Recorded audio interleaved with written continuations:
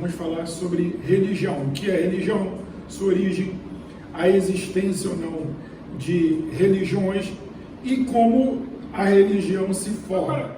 Eu estou lá e numa outra religião, minha religião não é o cristianismo. Lá na outra religião, eu vou encontrar isso aqui, sim ou não? Vai encontrar isso, gente. Vai encontrar o Tel. O que é o Tel? O divino. Vai encontrar a logia. Você vai encontrar o mito, que seria semelhante à revelação. Quer dizer, a revelação. Entenderam aqui como é que nasce uma religião? A religião nasce tendo pelo menos esses três elementos aqui: o Tel, a logia, o mito, que seria a revelação. Se você olhar bem, olha para mim aqui, preste atenção nisso, que eu vou falar aqui, pode chocar você e posso ser criticado depois, mas a maioria das religiões nascem assim, olha, que a promessa de um ser que vem de forma sobrenatural, iluminado, que se revela aos homens, né? Em várias religiões tem a figura do pai, do filho, sendo enviado para salvar aquelas pessoas, né? E daí tem o quê? O mito, a revelação, e aí forma o quê? O sistema de crença. Como é que se constrói o sistema de crença? Se constrói culturalmente, de forma oral, e depois o quê? Alguém que crê no mito redige, coloca de forma escrito ou escrita essa crença. Todo lugar foi assim. Aí você vai olhar os pergaminhos, você vai olhar os papiros, você vai olhar, né, os escritos antigos, chamados escritos sagrados de cada uma dessas religiões. Você vai perceber que essa questão de você descrever, né, no pergaminho de forma escrita ou até através de desenhos a forma de crer ou o nascimento da crença, né, dos povos ou das religiões, isso é muito antigo, né? A gente trabalha com o cristianismo, a gente sempre olha achando que é dentro do cristianismo, é dentro do judaísmo que isso nasce e que isso toma forma. Não é verdade. Nas outras religiões existem textos antigos e até mais antigos do que os próprios textos do judaísmo e depois do cristianismo. Dentro das religiões, as mais famosas, né, o cristianismo, né? Aí dentro dessas religiões existe o quê? As ramificações do cristianismo, né? Então, existe o catolicismo, existe o anglicanismo, existe o protestante, né? Aqui tem judaísmo, budista, islâmica, hindu, católico, protestante, natural. Mas aí que eu estou falando assim, ó, o sistema religioso maior do cristianismo tem ramificações. Lá dentro do judaísmo tem as ramificações, correto? Dentro do hinduísmo tem as ramificações.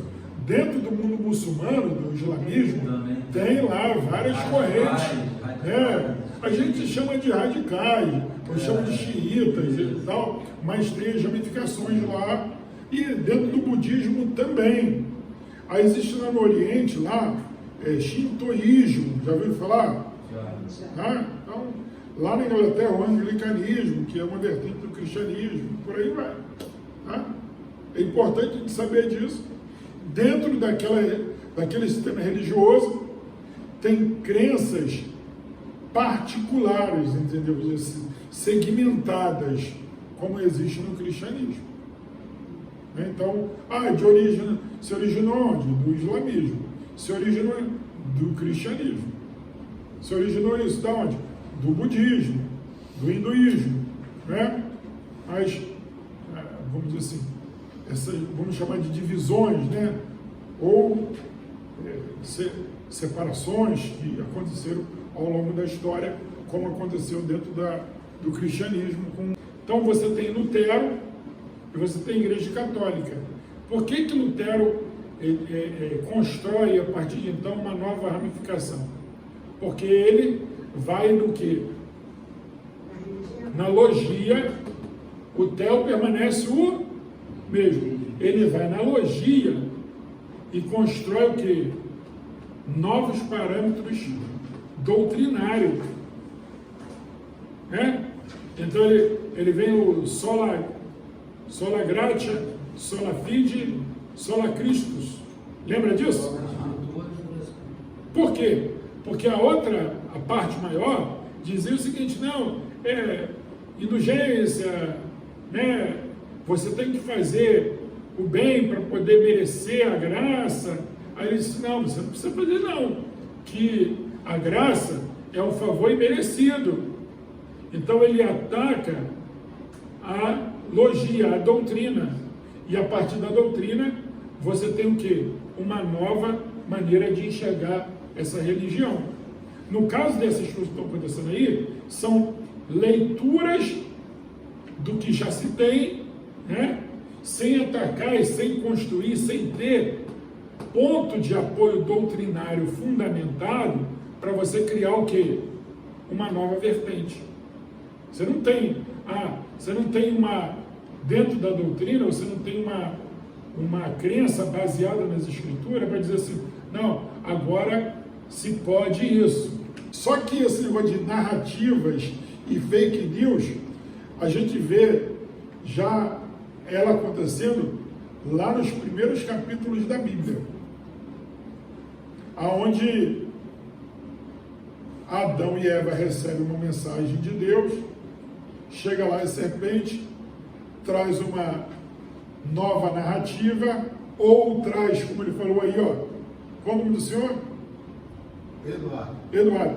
Igual o Eduardo falou, traz uma nova leitura do texto, das palavras de Deus, e diz: olha, não, vocês estão totalmente equivocados. Está escrito aqui, ó. Está escrito aqui, ó, vocês não vão morrer. Na verdade, Deus não quer que vocês comam do fruto, porque se vocês comerem, vocês serão iguais a Ele. Ele não quer que vocês sejam iguais a Ele. Não é isso bem que Ele está dizendo. Ele está dizendo porque Ele está preocupado se vocês, fazem uma releitura, colocam o quê? Um fake news, uma mentira dentro da compreensão da narrativa, né? E Eva embarca, e também Adão, nessa nova narrativa. Esaú e Jacó tem essa questão também, né? Tem o quê? Tem a tradição histórica da questão da bênção passada de pai para filho para o primogênito. Sim. Lembra disso? Aí o cara diz: você me vende a sua primogenitura? Sim. Aonde você tinha visto o caso antes de venda de primogenitura? Existe isso. Existia? Não. Tanto que não existia e não existiu, por quê? Porque depois ele se disfarça de Esaú para receber a bênção de primogênito. Ele comprou entre aspas, né? Sim. Mas ele não sentiu que ele comprou, porque ele teve que se disfarçar e ir lá e receber a bênção. Sim. Quem conseguiu pegar essa visão aí? Eu peguei. É muito legal, né? Tipo assim, eu comprei, mas ele não sentiu que ele comprou, ele não comprou nada. Sim. Ele fez aquele prato de lentilhas à toa, porque ele teve que se sujeitar lá, se vestir de Esaú, se disfarçar para receber a bênção. E no caso dele, foi algo horrível, né? Porque ele sai fugido e ele vai, prospera lá, e quando ele volta ainda se sentindo não abençoado. Ele comprou, fez aquele esforço todo, enganou o pai e tal, foi embora, fugiu. E quando volta, viu, Alessandra? Ele ainda volta sem estar se sentindo abençoado. É verdade. Já tinha parado para pensar nisso? Sim. É muito legal, né? É legal. E ele ainda chega lá, e o pessoal vai rir de mim em casa, que assistiu esse vídeo depois, que ele passa a noite no Val de Jaboque, e ele chega contando uma história para a família, que ele lutou com Deus, e ele prevaleceu. Eu não te largo, se tu não me abençoares. Ele contando para a família que falou para o anjo assim, olha, falei com ele, se ele não me abençoar, eu não largo ele. Aí alguém da família disse, mas pai, tu está todo quebrado, todo arrebentado, como é que o senhor ganhou do anjo? Como é que o senhor prevaleceu? Não, meu filho, eu segurei ele, deu um sossega-leão nele e falei para ele, eu não te deixarei enquanto tu não me abençoares. Aí um dos filhos lá, Judá, deve ter falado, mas pai, o senhor está todo quebrado, olha a perna do senhor aí, ó. Nunca mais o senhor vai conseguir andar direito. Só que lembrando que só quem presenciou esse fato foi quem? Existe alguma testemunha ocular? Não. Seja sincero. Não, só ele. Mas, Eduardo, só o contador de história que presenciou o fato. Foi. Ele chegou na família, ele contou que ele... Cacheiro viajante. E aquilo ali, ó, preste atenção, virou um mito da revelação. Sim. Sim ou não? Sim. Conseguiram compreender aqui? Sim. Contada por ele, forma oral, dentro de um clã familiar, virou um grande mito, uma revelação. Nosso pai Jacó lutou com Deus e ele prevaleceu. Sim. Aí Deus Prevaleceu porque ele não morreu? aí depende da visão dele.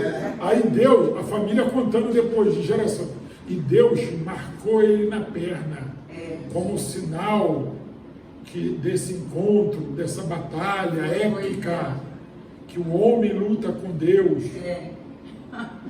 e prevalece. Porque hoje tem o ímpeto, tem o plástico. Gente, com toda a vontade de entender dessa forma, né?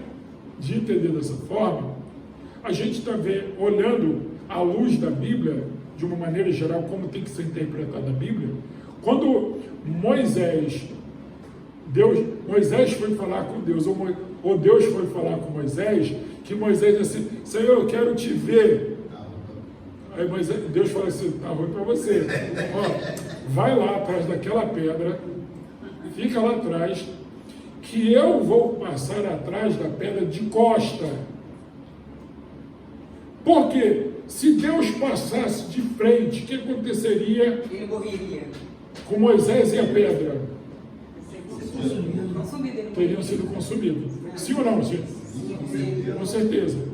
Só que Deus passa de costa por trás da pedra e Moisés contempla essa visão. Quando Moisés desce do monte, o que acontece com Moisés? Quem lembra? A glória de Deus foi tanta na vida dele que as pessoas não conseguiam olhar para ele. Quando as pessoas olhavam para ele, as pessoas caíam, né, de tanta glória de Deus na vida de Moisés. Aí veio o outro amigo lá e disse, eu lutei e eu prevaleci e tal. Ele conta a história dele, mas eu acho que ele levou um grande aperto de Deus. Aí Deus o abençoa. Aí ele volta se sentindo abençoado, em paz. E para surpresa dele, Deus já havia feito a obra na vida de Esaú. Né? Porque ele volta naquele mesmo comportamento pernicioso, né? De comprar o irmão, mandar a família na frente, mandar presente. Aí o irmão dele estava convertido já há mais tempo. Fala para ele assim, não, meu irmão. Já tinha nascido o primeiro 7-1, né? Meu irmão, já segue a sua vida. Eu não quero nada teu, não. Dá um tapa na cara dele. Essa foi tremenda. Não foi? Muito forte. Esaú não pegou nada. Não, quero não. Eu já tenho o suficiente. Isso é uma lição para alguns pastores, né? E pastoras também, né? Que fica pedindo oferta. Misericórdia. Desceu fresquinho agora, hein? Lá do lado. Esaú não recebe nada. Não, eu já tenho o suficiente. E é fantástico que o texto bíblico mostra em Moisés que ele, na construção ali do templo, do tabernáculo, ele pede oferta. E aí o povo começa a trazer oferta. Traz. Aí ele vê, quando já tem o suficiente, ele faz o que muito homem e mulher de Deus jamais faria no nosso tempo. Ele fala o quê? Deriel, o que ele fala? Hã? Ele manda parar. Não ri não, é sério a coisa. Não ri não. Aqui o cara manda trazer tudo. Moisés manda parar, manda o povo assim, olha, avisa o povo para parar de trazer oferta. Já temos o suficiente para construir o tabernáculo. Gente, em outras palavras, a gente não é feliz porque a gente não lê a Bíblia, né? A gente não é feliz porque não lê a Bíblia. As pessoas ficam enganadas porque não lê a Diz o Bíblia. velho apóstolo aí que a Bíblia tem resposta para tudo. Não é? A Bíblia tem resposta para tudo. Tá certo, gente? Mais alguma pergunta sobre a questão da religião aqui? Vimos como nasce a questão do mito, da revelação? Sim. A Bíblia está cheia de momentos de mito e de revelação. Em vários episódios. Né? E aí o cuidado que a Bíblia tem, porque a Bíblia, ela, enquanto palavra de Deus, o Espírito Santo tem cuidado de se não construir idolatria a partir desse contexto. Entenderam ou não? Você vê o cuidado do Espírito Santo em todos os momentos, se tem revelação, se tem um mito, mas não prospera para o quê? Para a idolatria. E a questão de Jerusalém é uma questão dos judeus, não é uma questão dos cristãos. Entenderam ou não? Eu tenho que ir a Jerusalém. Você vai lá por uma questão de tradição, de querer conhecer, mas não pode ir a Jerusalém achando que você vai encontrar Deus lá. Por que não, senhores? Porque Deus está lá? Sim ou não? Deus está lá, mas Ele está aqui também. É o que Jesus disse assim, mulher, a hora vem que os verdadeiros adoradores me adorarão em espírito e em verdade. Só que esse texto, ele enseja uma outra verdade que as igrejas evangélicas brasileiras, e principalmente as igrejas de periferia aqui do Rio de Janeiro e outras partes, não querem aceitar, que é a questão do monte. Que Jesus fala para a mulher diz assim para ele, mulher, Senhor, uns dizem que nós temos que ir a Jerusalém, outros estão ensinando que nós temos que ir nos montes aqui. Aí Jesus fala o que para ela? Jesus não proíbe que ela vá a Jerusalém nem nos montes, mas Jesus diz para ela o quê? Que os verdadeiros adoradores adorariam o Espírito e em verdade. Então o problema da gente santificar local, da gente colocar locais como sagrado, a gente está fazendo o quê?